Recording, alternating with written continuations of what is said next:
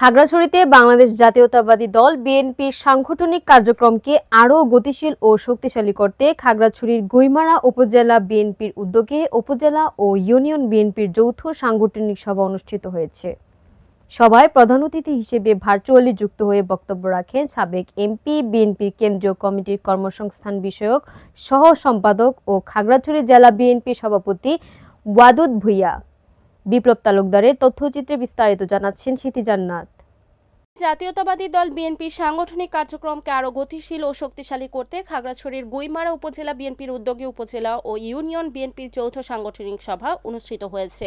সকালে গুইমারা উচ্চ বিদ্যালয়ের অডিটোরিয়ামে এই সভা অনুষ্ঠিত হয়। গুইমারা উপজেলা বিএনপির সভাপতি মোহাম্মদ সাইফুল ইসলাম সোহাগের সভাপতিত্বে সভায় প্রধান অতিথি হিসেবে ভার্চুয়ালি যুক্ত হয়ে বক্তব্য রাখেন সাবেক এমপি, বিএনপির কেন্দ্রীয় কমিটির কর্মসংস্থান বিষয়ক সহ সম্পাদক ও খাগড়াছড়ি জেলা বিএনপির সভাপতি ওয়াদুদ ভূঁইয়া।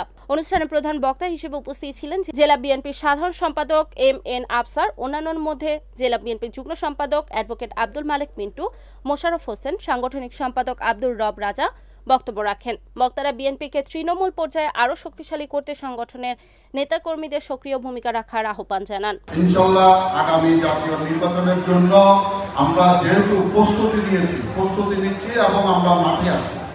আগামী নির্বাচনে আমাদের ধানের শীষ মার্কায় আমাদের প্রিয় নেতা ওয়াদুদ ভূঁইয়া আপনাদের মাঝে ধানের শীষের মার্কা নিয়ে আসবেন। আপনারা সকলেই আগামী ফেব্রুয়ারি মাসে 26 সালের ফেব্রুয়ারি মাসে যে নির্বাচন হবে, জাতীয় নির্বাচন হবে, সেই নির্বাচনে আপনারা এই এলাকার উন্নয়নের সাথে আমাদের প্রিয় নেতা জনাব ওয়াদুদ ভূঁইয়াকে ধানের শীষ মার্কায় ভোট দিয়ে জয়যুক্ত করার জন্য আহ্বান করছি।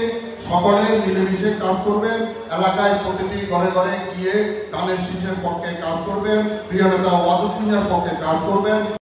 রিপোর্ট বিপ্লব তালুকদার, NAN TV, খাগড়াছড়ি।